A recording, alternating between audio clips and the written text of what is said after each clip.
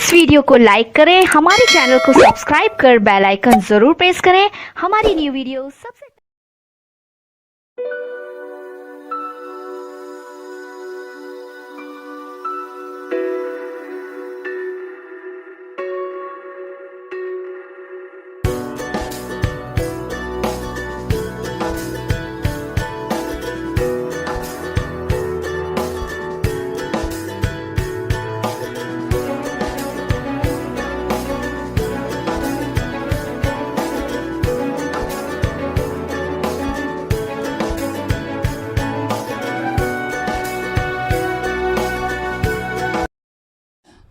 अस्सलाम वालेकुम रहमतुल्लाहि व बरकातुहू।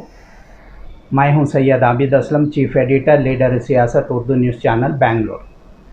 नाजरीन, इस वक्त हम कर्नाटका बोर्ड ऑफ वक्फ के दफ्तर में मौजूद हैं। यहाँ के CEO जो पूरे रियासत के वक्फ की इमलाक की हिफाजत, उसकी तरक्की के लिए यहाँ मुकर्रर हैं, जिनका नाम मोहम्मद यूसुफ साहब है। मोहम्मद यूसुफ साहब आने के बाद, इंचार्ज लेने के बाद, उन्होंने मुख्तलिफ़ इक़दामात उठाए हैं। इस ताल्लुक़ से हम जनाब मोहम्मद यूसुफ साहब से कुछ बात करेंगे।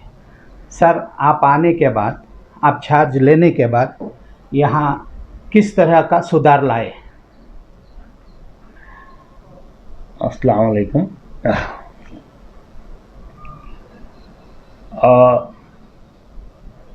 ये मैं कहना चाहता हूँ कि सुधार से ज़्यादा जो काम, जो फाइल्स दूसरे रीज़न से पेंडिंग थे, वो फाइल्स जल्द से जल्द क्लियर करने की एक काम जारी है, एक है। और दूसरा, जो भी वक्फ एक्ट एंड रूल्स के अंडर में कामा होना है, ये हमारा ये मकसद है कि जल्द से जल्द इस कामों को हमें करें और इससे वक्फ इदारे मजबूत बने, वक्फ इदारों में कमिटियां कायम हो, कमिटी के ज़रिए वक्फ इंस्टीट्यूशंस का एडमिनिस्ट्रेशन ज़रा मजबूत बने। सब आप मुख्तलिफ़ महकमों में होते हुए वक्फ बोर्ड आए हैं। यहाँ आने के बाद वक्फ बोर्ड में आपको कौन सी चीज़ खिदमत करने का या यहाँ इम्प्रूव करने का तुम्हें मौका मिला? सर देखिए, अब जिस डिपार्टमेंट में, मैं तो rural development and panchayat Raj department का ऑफिस मैं मुलाजिम हूँ, लेकिन वो जो rural development and panchayat Raj department में जिला पंचायत के लेवल में जो काम किया, वो दूसरे डिपार्टमेंट, इवन वेलफेयर और डेवलपमेंट डिपार्टमेंट्स के सुपरवाइजरी काम किया। लेकिन इधर वक्फ बोर्ड का जो एडमिनिस्ट्रेशन है एंटायरली डिफरेंट है। ये डिपार्टमेंट जो है सारे कर्नाटका के 33 या 34 हज़ार जो वक्फ इदारे हैं, वो इदारे का मॉनिटर या सुपरवाइज करने का एक इंस्टीट्यूशन है। और ये जो इदारे में जो रजिस्ट्रेशन हो को है, इसके असेट्स या इसकी जो प्रॉपर्टी है, प्रॉपर्टी का भी जो वक्फ इंस्टीट्यूशंस के ज़रिए हमें मॉनिटर करना है, वो सही मानों में ये जो प्रॉपर्टी है, प्रॉपर्टी वक्फ इंस्टीट्यूशंस के ज़रिए कौम के खिदमत को काम आए। ये इसमें हमें जितने भी वक्फ इंस्टीट्यूशंस के लिटिगेशंस हैं, वो लिटिगेशंस को एड्रेस करके वो जो प्रॉपर्टीज़ हैं वो वक्फ इंस्टीट्यूशंस के फेवर में होने की कोशिश तो जारी है। अच्छा, इलेक्शन जो आप कंडक्ट किए हैं रियासत भर में कई मुख्तलिफ इदारों के, कितने इदारों के इलेक्शंस हुए सर? नहीं, इसमें इलेक्शंस के ज़रिए जो कमिटियां बन रही हैं वो बहुत कम हैं। अच्छा, लेकिन जो सिलेक्शन के ज़रिए वहाँ के जो जमात या मुसल्ली, जो वहाँ के जनरल बॉडी के लोग जो बैठकर आपस में मिलजुल कर जो इलेक्शन कमिटियां कर रहे हैं, ये इसकी तादाद ज़्यादा है। इससे क्या मालूम पड़ता है कि तो दैट इज़ दी आपस में बैठ को जो भी समस्या है हल कर लेने का एक रास्ता है। उससे नुकसान है या मुनाफा है? नहीं है, सिलेक्शन के प्रोसेस से जहाँ तक मैं जानता हूँ इससे मुनाफा है। मुनाफा है, हाँ। क्योंकि सिलेक्शन एक जमात में बैठ को या मस्जिद या दूसरे जगह इंस्टीट्यूशन के जगह बैठ को आपस में बातचीत कर को जो जिम्मेदारान का जो इलेक्शन होता है ये पूरे मिल को मशवरे के साथ होता है। इसमें जो है डिवीजन नहीं होता, पूरे आपस में मिलजुट को ये कमिटीज बनाने की वजह से आगे चल को ये कमिटी में फूट आना बंद होता है और एक साथ सब भी मिलजुल कर ये काम करती हैं। ये वक्फ इदारे के इंटरेस्ट में बहुत अच्छी बात है, बहुत अच्छा डेवलपमेंट है। सर ये एक मसला जहाँ तक मुझे मालूम है, मुमताज़ अली खान मरहूम जो वज़ीर औक़ाफ़ रहे, माइनॉरिटी वेलफेयर रहे, उनके दौर में बड़े मकान की एक प्रॉपर्टी डबल रोड के फेसिंग पर है, वो प्रॉपर्टी वापस वक्फ बोर्ड को लिए। आज तक वो प्रॉपर्टी का क्या हाल है किसी को मालूम नहीं। क्या इम्प्रूवमेंट के लिए कुछ लीज को दिया गया है या वक्फ बोर्ड खुद उसके लिए कुछ इक़दाम उठाया है, इस ताल्लुक से बताइए। जी, वो जो प्रॉपर्टी वो हमारे इसके वक्फ इंस्टीट्यूशन के कब्ज़े में है। वो वक्फ वो जो प्रॉपर्टी में हमें एक कमर्शियल बेसिस के ऊपर जो इदारे को इनकम जनरेट होता है उससे हमको फ़ायदा होता, वैसा एक नवाडको के ज़रिए या नवाडको के सुपरविज़न में एक प्रोजेक्ट रिपोर्ट करको नवाडको वाले उसे टेंडर भी करे हैं। वो डेवलपमेंट के वास्ते, प्रोजेक्ट डेवलपमेंट के वास्ते वो प्रोसेस में है। क्या प्रोजेक्ट आ रहा है सर? सी उसमें क्या है कि तो प्रोजेक्ट अभी उन्होंने नवाडको वाले तीन जने उसमें टेंडर में हिस्सा लिए हैं। वो जो खाली जगह को ये देना है, दैट इज दी रेंट के बेसिस को खाली जगह उनको देना है। उसके बाद गवर्नमेंट के अप्रूवल के साथ उनको जितने भी साल का ये एग्रीमेंट करना है वो प्रोजेक्ट सभी उन्होंने फाइनल करी नहीं। कितने करोड़ का प्रोजेक्ट हो? वो जो है अब है सो मिनिमम एक 25 करोड़ से 40 करोड़ का एक प्रोजेक्ट उधर लाना बोल को एक टेंडर इन्वाइट करे थे नवाडको, नेशनल वक्फ असेट्स डेवलपमेंट कॉर्पोरेशन जो government of India minority affairs के हमारे इसमें अंडर आता है। वो नवाडको एक एजेंसी है, वो एजेंसी के ज़रिए वो वक्त प्रॉपर्टी डेवलप करने की एक कोशिश तो जारी है। इंशाल्लाह वो जल्द से जल्द उसमें वो कोशिश कामयाबी होगी, ये उम्मीद है। सर ये एक और सवाल आपकी तवज्जो इस सवाल की तरफ मैं ले रहा हूँ। वज़ीर औक़ाफ़ BZ ज़मीर अहमद सर्वे नंबर 55 का विज़िट करें जब वज़ीर थे 1-2 साल पेशतर। उनके साथ एनिया हारिस, नसीर अहमद, यहाँ के डिप्टी कमिश्नर अर्बन, दीगर तहसीलदार और पुलिस डिपार्टमेंट सब उस सर्वे को गया था। वहाँ सर्वे करने के बाद उन्होंने एक आर्डर किया था बेंगलोर अर्बन के DC को कि ये फेंसिंग कराए। ये काम किस हद तक मुकम्मल हुआ है? नहीं हुआ एक्चुअली। क्या है, वो जो बेल्लली का सर्वे नंबर 55 है, वो 55 अभी भी फ़िलहाल गवर्नमेंट की ज़मीन बोल तो गवर्नमेंट प्रॉपर्टी इसके दामे है। वो फ़िलहाल हमना वक्फ बोर्ड को हैंड ओवर नहीं हुआ एक बार। और दूसरा इसी के बेल्लली के जो मैटर है ये सुप्रीम कोर्ट में है। अब ये हर दिन इसका चर्चा चल रहा है। वो 55 सर्वे नंबर में फ़िलहाल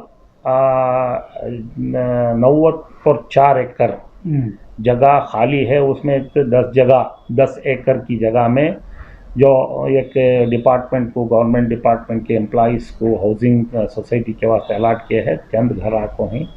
दूसरा सभी एक 80% से 90 एकड़ जगह वैसा खाली है। वो हमें भी रिसेंट भी हम ना वो हैंड ओवर करने के वास्ते हमें गवर्नमेंट को लिखे हैं। गवर्नमेंट अभी हैंड ओवर नहीं कर पाया है।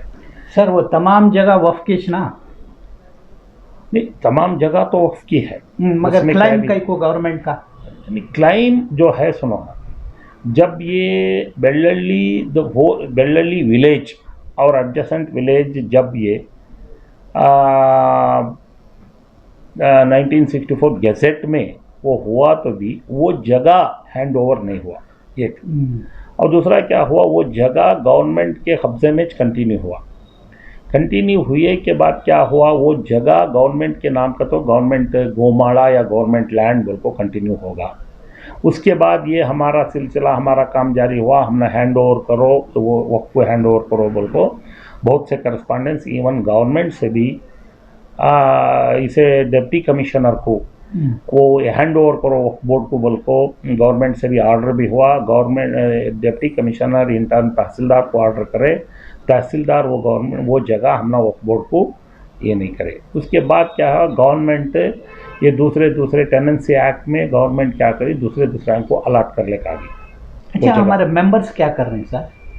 नहीं, इतना ये बड़ा जो बोर्ड है है। मैटर ये लीगल मैटर है, ये गवर्नमेंट का तो एक्चुअली क्या है, गवर्नमेंट की डिपार्टमेंट की जिम्मेदारी थी, तब तहसीलदार की जिम्मेदारी थी। जब वो गवर्नमेंट ऑर्डर करया, डीसी ऑर्डर करया, उसे हैंड ओवर करने की जिम्मेदारी तहसीलदार की थी। उसके बाद लगातार तो करस्पॉन्डेंस हमारे से जारी है। नहीं सर, हमें अहबत भी हमें कर रही, ये बहुत से कमिटियां में भी इसके बारे में डिस्कशन हुआ और इन्फॉर्मेशन भी हमें देकर हैं। उसके बावजूद भी ये मैटर रिजॉल्व नहीं हुई है। वो एक केस तो मैं बोला सरकार सुप्रीम कोर्ट में है, दूसरा इसमें भी कमेटी में भी, लेजिस्लेचर कमेटी में भी इसकी चर्चा हुई है। इंशाल्लाह ये भी जल्द से जल्द इसका भी एक जरा मसला हल होने के उम्मीद है, आसार है। नहीं सर, मेरा सवाल क्या, जब डिप्टी कमिश्नर मिनिस्टर विजिट करते हैं, ऑर्डर करते हैं, डिप्टी कमिश्नर हैंड ओवर करो कर को तहसीलदार को बोलता है, तहसीलदार से ज़मीन लेने के वास्ते बोर्ड मेंबर्स की कोशिश क्या रही? नहीं, कोशिश तो है, कोशिश तो करी, ठीक है। तो अब जाको रिकॉर्ड्स ट्रांसफ़र होना है, फिजिकल हैंड ओवर होना है, रिकॉर्ड्स ट्रांसफ़र होना है। जाको हमें कब्ज़ा करना का तो जो है डिपार्टमेंट, उसका रेवेन्यू डिपार्टमेंट है, वो हमारे कब्ज़े में देना ज़रूरी है, फिजिकल हैंड ओवर। और उसके बाद वो रिकॉर्ड्स ट्रांसफ़र करने की जिम्मेदारी भी कंसर्न डिपार्टमेंट, रेवेन्यू डिपार्टमेंट की होती है। इस सिलसिले में तब से लेकर अभी तक का कोशिश हर टाइम करस्पॉन्डेंस हो रहा है, चर्चा हो रही है, गवर्नमेंट के इसमें लेवल में भी इसकी चर्चा होकर है। इवन चीफ सेक्रेटरी साहब गवर्नमेंट ऑफ कर्नाटका, उनके एक सदारत में एक मीटिंग भी होकर है। Additional chief secretary government of Karnataka, उनके भी एक सदारत में मीटिंग होकर है। इसके दरमियान ये जो है कोर्ट मैटर कोर्ट में जाने की वजह से ये एक ज़रा डिले हो रहा है। इंशाल्लाह इसमें तो ये है, उम्मीद है कि वो जो ज़मीन जो है इंशाल्लाह वक्फ बोर्ड की इसमें हैंड ओवर। सर, एक और सवाल आपकी तवज्जो में दिलाना चाह रहा हूँ। हिजबिया शहर का एक पॉश एरिया, वज़ीर औक़ाफ़ वहाँ भी विज़िट करे थे। वहाँ कहीं एक 15 एकड़ कुछ जगह वक्फ की है, जिसे दूसरे एक्वायर कर लें या बीडी एक्वायर कर लिया।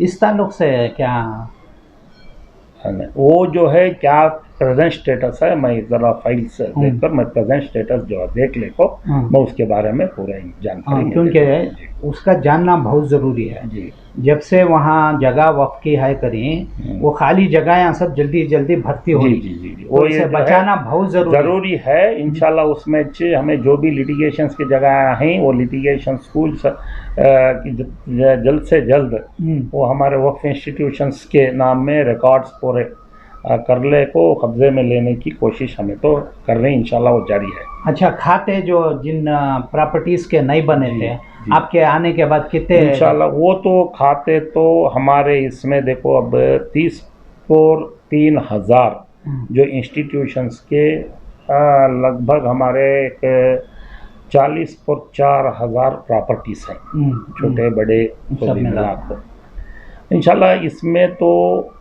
खाते का तो इदारों के नाम में खाते ऑलमोस्ट 60% खाते मैनुअल खाता हो को है। अच्छा, मैनुअल का तो वो ग्राम पंचायत लेवल में हो, सिटी कॉर्पोरेशन में हो, लैंड रेवेन्यू इसमें रिकॉर्ड्स में हो, ये हो है मैनुअल।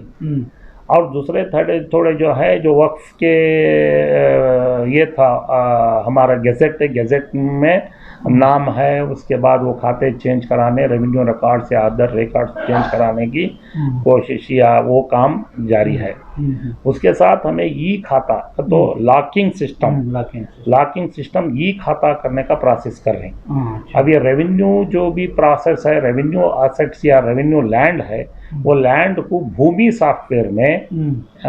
सॉफ्टवेयर में हमें लॉक करना है, वो भी काम जारी है। उसके बाद जो टाउन्स एंड सिटी एरिया में जो प्रॉपर्टीज का जो ई खाता होता है, ई आस्ती, वो ई आस्ती का भी वो भी जितने भी टाउन सिटीज के एरिया के या जुरिडिक्शन के प्रॉपर्टीज को हमें ई खाता कराने की भी वो भी कोशिश कर रहे हैं। और ग्राम पंचायत लेवल में ई आस्ती ऑनलाइन ये कहना वो भी लगातार ये जारी है।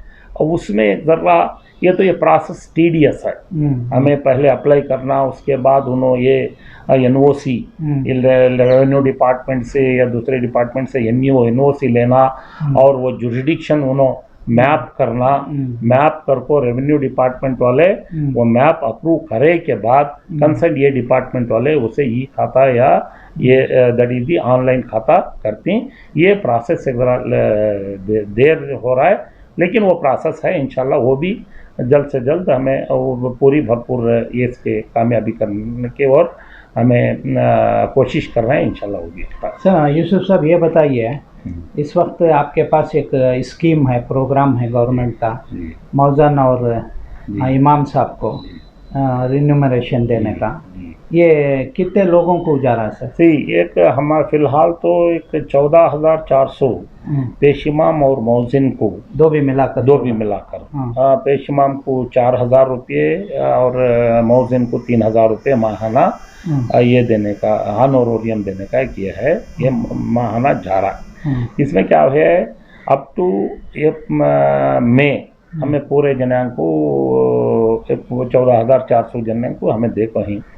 उसके बाद क्या हुआ, ये कोविड इसके वजह से 3,000 रुपये जो रजिस्टर्ड इंस्टीट्यूशंस में पेशेमा मौजिन और मदरसे में जो भी मोलिम्स हैं उनको 3,000 रुपये ये असिस्टेंस देना बोल के किया आया। वो असिस्टेंस हमें तुम्हारे इसके DBT that is direct benefit transfer, that is the link, Aadhaar link जो हो है अकाउंट उसे ट्रांसफर होना कर को गवर्नमेंट ई गवर्नेंस के डायरेक्शन हुआ, उसके तहत वो इसमें हमें पूरे जना को 12,000 12,500 लोगों को हमें ट्रांसफर करे कर्जा लेके उसके बाद जो है मई जून जुलाई अगस्त बचको ही वो जो बैंक अकाउंट्स दिए सरकार वो भी हो रहा है इंशाल्लाह। अब जो ये हनोरोरियम का मसला था, ये भी हमने रिसेंटली क्या हो रहा है तो गवर्नमेंट वाले जो भी आधार लिंक्ड आधार बेस्ड अकाउंट्स है उनको हमने ये ट्रांसफ़र करना बोल को डायरेक्शन है, वो स्विच ओवर हो रहा है। इसलिए क्या है अभी तक हमें 3 महीना का ये जो हनोरोरियम है उसमें एक 8,000 लोगों को हनोरोरियम हमें देखो ही। अभी दूसरे क्या है आधार लिंक अकाउंट्स का इंफॉर्मेशन ले को हमें इंशाल्लाह वो भी पूरे जने को रिलीज कर रही। सर अब एक वक्फ जायदाद का तहफ़्फ़ुज़ और उसकी तरक्की, उससे होने वाली इनकम का जरिया तालीम पर खर्च करना, सेहत पर खर्च करना करते हैं।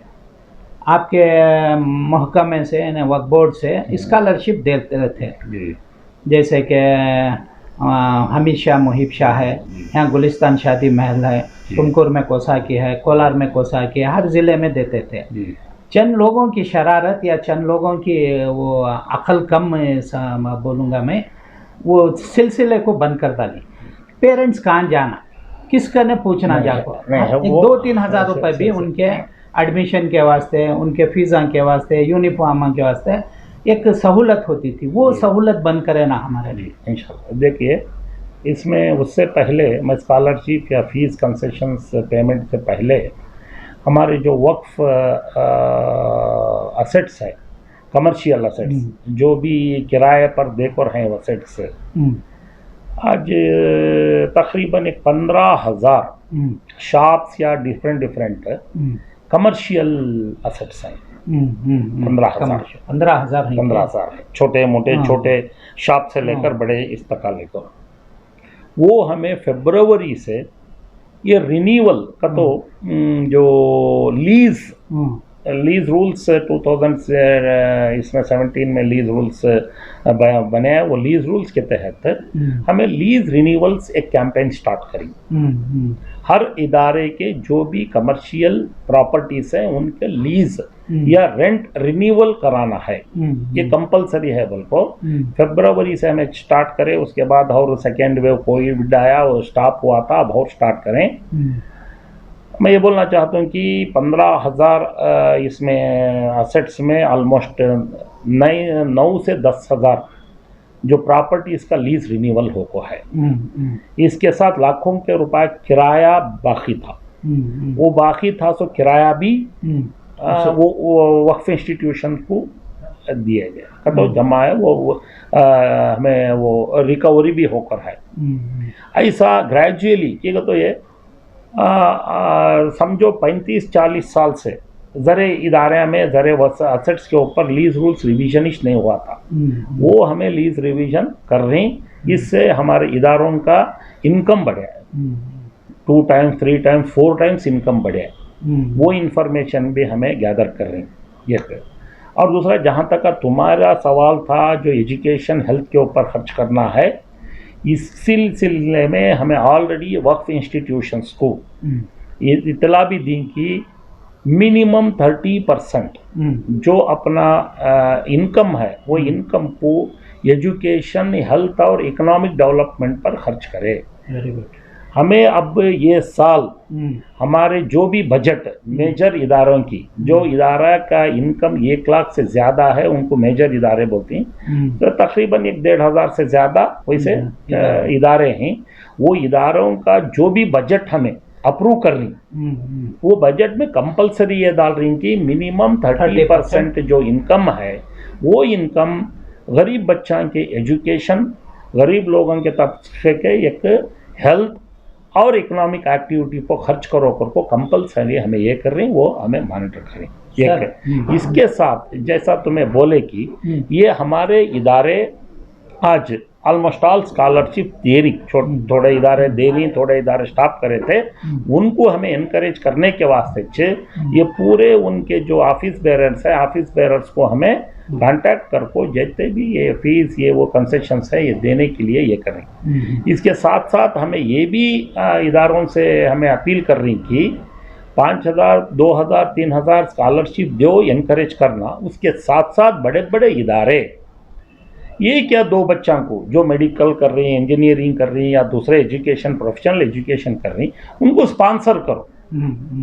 समझो एक मेडिकल कर रही लड़का या लड़की गरीब है, सही है, वैसा को तुम्हें 5 साल स्पॉन्सर करो, 1 साल को एक कैंडिडेट को, क्या भाई BE, MBBS और PhD और एनी अदर प्रोफेशनल जो करे तो वो स्पॉन्सर करे तो वो इदारे के इनकम में इनको स्पॉन्सर करे तो एक मुकम्मल वो बच्चा या लड़का या लड़की का एजुकेशन हो जाता है।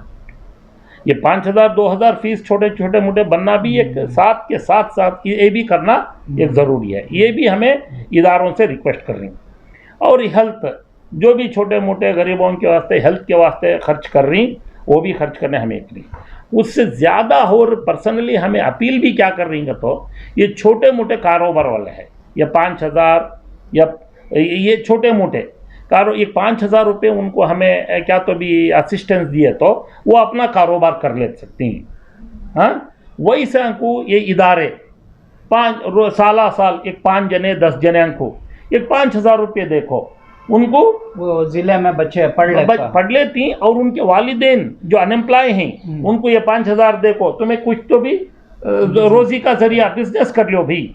वो बोले तो वो 5 लोग एटलीस्ट वो 5 लोग में 3-4 लोग तो भी इम्प्रूव हो जाती हैं। सर मेरा ये ऐसा भी एक हमें डायरेक्शन या एक रिक्वेस्ट हमें कर ले रही। अब देखो एक जने चिकमगलूर से आए थे, उनके सामने जितने भी हमारे पास आ रही या पर्सनली हमारे से इंटरेक्शन करती, ये हमें उनके सामने रख ली, ये हमारे जो सजेशन है। आज चिकमगलूर वाले आए थे, चिकमगलूर ये बोलते हैं उन्होंने खुशी से मान गए सर हमें ये करती।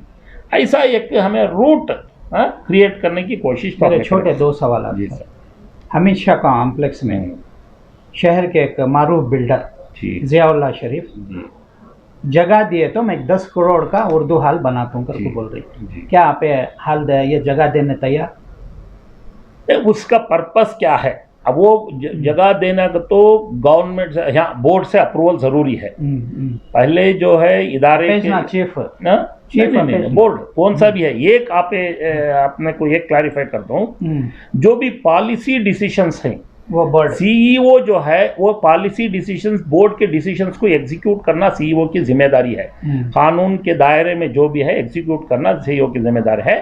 जैसे भी assets development, property development, utilization of property, ये जो है ये जिम्मेदारी वो वक्फ इदारे की होती है। उसे परमिशन देना, उसे एग्जामिन कर को क्या है सो डिसीजन लेना बोर्ड की ये जिम्मेदारी होती है।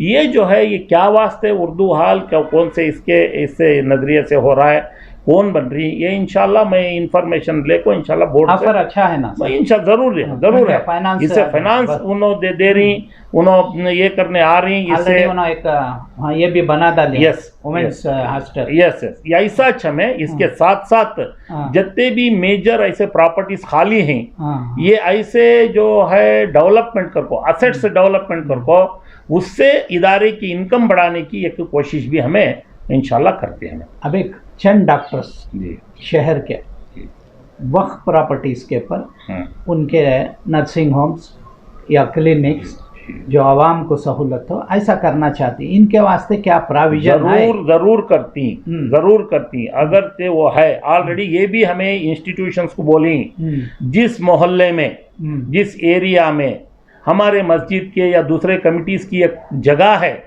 जो डॉक्टर वहाँ को क्लिनिक चलाना चाहती, उनको फ्री दो, हाँ फ्री दो, उनको फ्री दो फैसिलिटी, जो कमिटी से जो फैसिलिटी होना वो फैसिलिटी फैसिलिटेट करो। वो मोहल्ले को एटलीस्ट हेल्थ फैसिलिटी, जब डॉक्टर आपको वहाँ सर्विस देना चाह रही तो हमारे पास है सो जो असेट है उसे प्रॉपर यूटिलाइज कर लिए तो ज़रूर उससे बेहतर हम क्या हमें सर्विस दे सकते हैं कम्युनिटी को। ये ऑलरेडी हमें इंस्ट्रक्शंस देखो ही कोविड के टाइम में ये बोले कोविड क्लिनिक्स तुम्हें ओपन करो, जिस जिस जगह तुम्हारी ये है जगह हैं वो जगह ऑफर करो, कोविड क्लिनिक्स तुम्हें ओपन करो कर बोली। ये जो ऑफर अगर आया तो ज़रूर हमें इसके इसमें हमें कोशिश करना। सर हाफ कम्स के ताल्लुक से फिल वक्त आप क्या भी नहीं है वो